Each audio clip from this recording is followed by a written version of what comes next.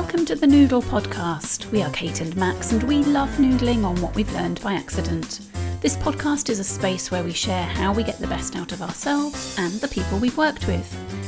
In today's episode, we think about how important it is to nurture relationships at work with not just the people you interact with most. The people who help us most can be the ones we see least.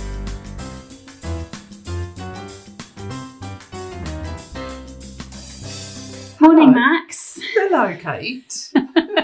Before we get started, Oh, crikey. I have a question for you. How are your little seedlings doing? My little Your little I've got seedlings. lots, actually. Yes, because we went on a day trip Yes, we did. last year to celebrate our annual getting together and being a business.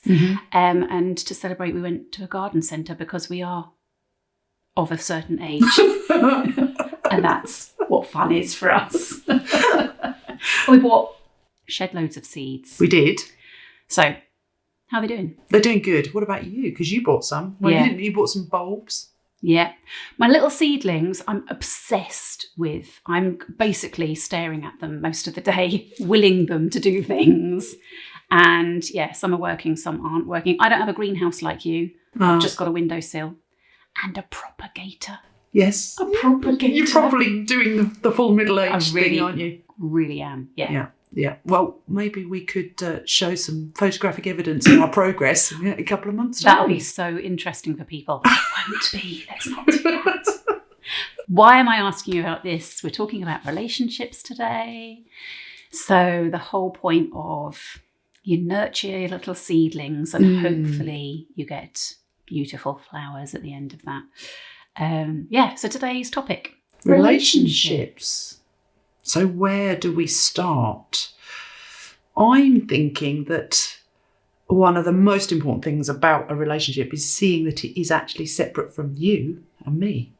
It's a thing. Oh, yes. It needs nurturing like the seedlings. I see why you've done that now. It needs attention. Yeah. And if it's left, it will wither and die. Yes. There's a really nice exercise that you can do with people or teams who might not be getting on very well, where you get them to take each other's position and then take the position of the relationship as if it was a living thing, as if it could speak, as if it was a thing that could say, this is what I see, this is what I need. Might be a little bit too woo-woo, but... Almost like, so if our relationship was a flower, what would it be? That's but yes, it's cactus. Resilient, okay, strong, spiky. Yeah, don't go near it unless you're quite brave. Yeah, but that's the thing, isn't it? And that they do need attention, and some relationships can stand without too much attention, and some actually need regular.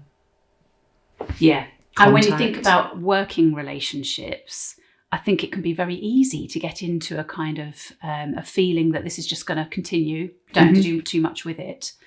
But occasionally things happen that knock you sideways where you think, actually, I really need to draw on some relationship and I've not spoken to that person for ages and now I feel bad about asking them for help with, getting this project over the line or helping me in a particular meeting or... So you kind of have to be always conscious of where you are in your, call it an ecosystem, don't we? Yes. Those people with whom you might not talk to them very much, but you probably couldn't do what you do without them. And building on that, the sense that actually, if it's only transactional, so if you're only dealing with them because you give them something and they give you something back, transactional, toing and froing, you don't ever actually take time to get to know who they really are. Yeah. What makes them happy. I mean, we can use the phrase, what makes them tick, but that sort of sounds a little bit, but what makes them happy? What in spot flowers, that sort of thing. What did you do at the weekend? Yeah. I mean, obviously you don't need to spend hours talking about what went on at the weekend, but no interest at all means that later on, if you want to call on them. It's so important that just ask, what did you get up to at the weekend? You will get some information. You'll find out what makes that person tick, what's important to them. I was coaching some graduates and one of them said, I feel that's really, really rude. Asking someone who's a lot more senior than me what they've been doing at the weekend sounds like it's really intrusive. Oh, right. Yeah. And so to just say, do you know what? We're all people. Yeah. We like to be paid attention. Mm. And so asking me, how am I? Doesn't matter how senior I am. I'm going to think, oh, that's nice. Okay, we have a chat. Now we're building a little bit of rapport. And I feel like I've been seen. But there's a... I don't know whether I can give him the right label, but Schutz on the FIRO, so the human dynamics and that intrinsic need in human beings for connection and belonging. Yeah. And that's one of the things is we do that whole, how was your weekend? But we're also saying, I care about you. Yeah. And I'm signposting, I care about you. And hopefully if you retaliate, do the same thing, say, yeah, I care about you too by asking the same question, then we feel good. And then we're okay to move into the next part of our conversation, relationship, whatever it is. So it is a little bit of... Some people appreciate that more than others. So some people need more connection, Maxine, than others. Yes, that's right, yeah. So if I think about Kevin, my husband, he's quite happy not having very much connection at all. And so if you ask him a personal question and you're a work person, he will not necessarily think that that's appropriate. But that's his choice. Yeah. You don't know unless you check in with someone. How are you doing? You've got a choice about how much or little you respond with. I guess for me, it's not spending ages on that because I know that I can also be really transactional. So I know that I can be very short in email communications and things like that. And I have to rewind and go, hi, how are you? Hope things are good. Did you have a lovely weekend? When actually what I really mean is, where are you with? And so I've trained myself. So although I might do that in person, I'm not necessarily doing it in the same way across everything. Yeah. And that is important because people are reading you and hearing you, even though you're not in front of them. It's still part of your relationship, isn't it? So why relationships are so important for you to be able to do your job is because when things change and you need to know who's in my network, you shouldn't just be looking at who do I see, who do I interact with all the time, who are the usual suspects that I would turn to. But you need to think beyond that, don't you? That kind of outer circle are often the people who can be more helpful to you, the people who you don't see all the time, who've got other connections. Yes. So, yeah. I remember really early on in my career going on some sort of training, learning experience about networking or something like that. And the conversation was about how many people are in your network that are inside the organisation and how many people are in your network that are outside the organisation. So to not put all your eggs in the same basket, but not just for thinking about your career, but also for thinking about how do you know what you're doing here without sharing inappropriately competitive information, but is as good as what somebody else is doing somewhere else. How are you? So it's about credibility, it's about validation. And it's both in terms of what you're doing personally, but also what your organisation's doing. Is it's good to have that outside in perspective. Really important. I'm working with a couple of people at the moment who, in different industries, very senior, and for different reasons, they're leaving their positions that they've been in. They've been in those organisations for about 20 years each. And there's a real sort of crisis of confidence that happens when you've built your way up within an organisation. You're known for something. You are pretty influential. You can get things done. And when you're then looking out to do something else, you're like, who am I if I don't have the label of MD in this organisation? And also, I've given so much to this organisation. Now what? That's why it's always, always good to think about who else do you know outside. Don't throw everything into your current role. Look up every now and again. Look out. Notice what else is going on, because you don't know when you're going to need to check in with those people. 85% of jobs are found through networks. Wow. Yeah. And I can, that's definitely happened to me. If I think back to early in my career when I was working on really exciting things like regulatory reviews and complaints in the financial services sector. Please don't fall asleep, everyone. But at the time that the regulatory review was going on, the whole industry didn't know how to handle it. So we were all meeting one another. But that network that I ended up creating has stood me in such good stead over the years. Yeah. And I remember, if you sort of fast forward maybe 10 years, I needed to find a job. I'd lost a job. I'd got made redundant. Lost it. How careless. I got made redundant. And I was searching for a job, and I was really feeling the pressure. We've talked about it before, but I was the main provider. Breadwinner for your family. Yeah. Richard was looking after our very young daughter. So we needed me to be in a job. It wasn't an easy time. And I immediately got in touch with that network. And somebody who I met through that external networking recommended me to somebody in an organisation. So it wasn't who I knew, it was who they knew. Yes, exactly. Yeah. And that trust that they had in me carried through that relationship that they had. Yeah. So it's amazing. And that sense of, I would never have known back then that relationship would lead me to where it did. That's right. Serendipity. Yes. So we must have some more of those, though. You? Well, yeah.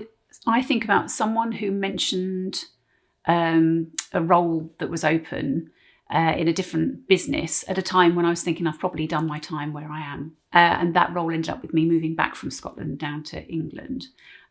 So she had worked in my team, then she went off. She mentioned this thing to me. So actually, she is now working with us in Goodingham Wood. And it's that kind of, but I know that she's very good at just dropping me a line every now and again and saying, hey, just thinking about you, how you doing? Yeah. And actually this is now 15 years later. And just that little bit of nurturing, hiya, how you doing? Not needing anything, not asking for anything, just a literal. I think during the pandemic, that was a really good time for people to just reach out and say, we are all going through this very weird thing. Just thinking of you, hope you're all right. Yes. And it was a nice way just to say, just to do that sort of invisible network of connecting, and we're all people. We just, Well, that's a good time, though, for doing the connecting without there being a reason for it, in the same sense of, I'm not asking you for something specifically, I am just demonstrating that our relationship's important. Yes. So it's not always task-focused. Yeah. If you're someone who is very task-focused, a good recommendation is to actually make time, maybe once every couple of weeks, a little 15-minute period in your diary to concentrate on your ecosystem, your network. Yes. And it might be, okay, here's a time you might have read something. Why don't you send that article on to someone that you think that might be interested in it? That's the kind of the little watering of the seeds, isn't it? Yes. And it's very easy to overlook it. But it can come back to you, exponentially if you do it in the right way.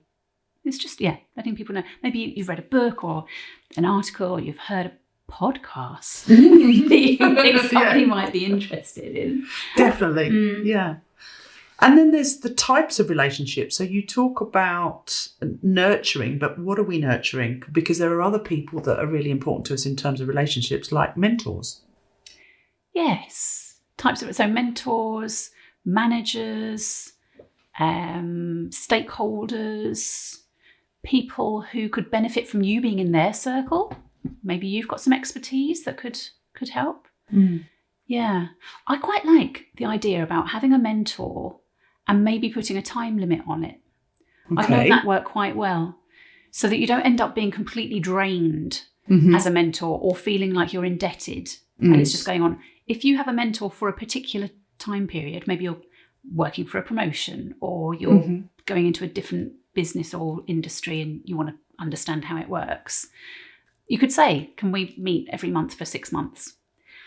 I tell you what you don't want from a mentor relationship is somebody telling you who you're going to have. I had that. Okay. There was a network created in one of the organisations I was working in. They decided this particular category that I fell into. Yeah. I think it was women, female leadership, can't remember. But we were given a mentor. Yeah. So you weren't sort of choosing the person for, okay, what's the mutual benefit for us in this relationship? And it really didn't work. Yeah. It really, really didn't work, but I felt obliged because I had been given it and it was part of my development that I had to stick with it.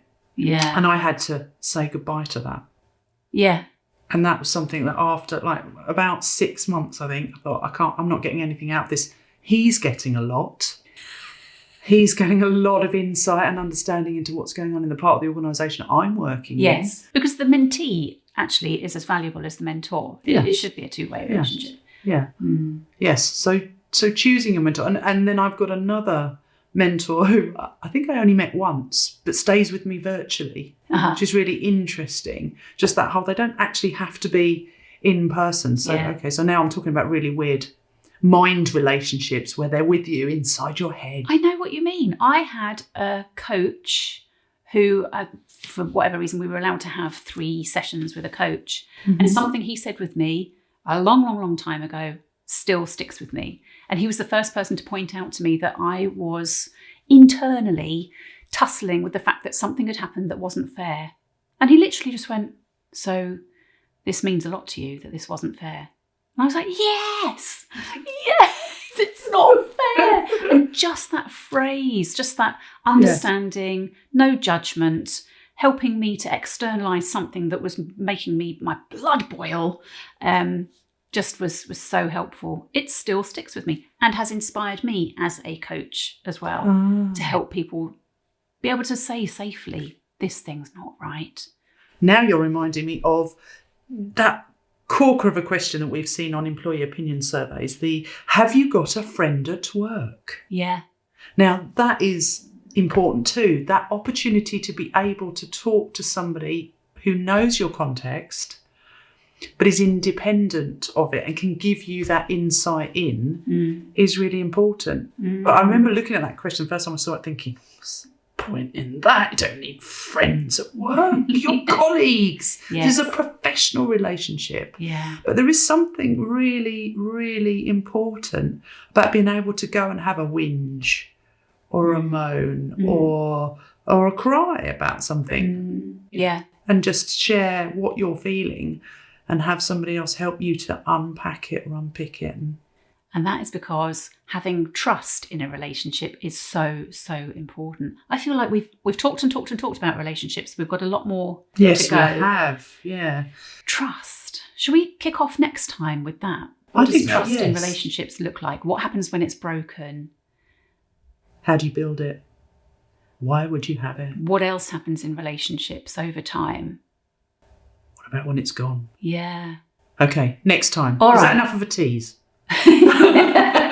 Part 2. Yeah. Okay. All right. Well, thank you. Okay. Until next time. Yes, and the seedlings are bigger. You can find a reminder of the concepts and noodles we've mentioned in this episode's blurb and get daily snippets on Instagram at noodle_space. Don't forget to subscribe, share and leave us a review. We love hearing your stories too on the chat at www.noodle.space.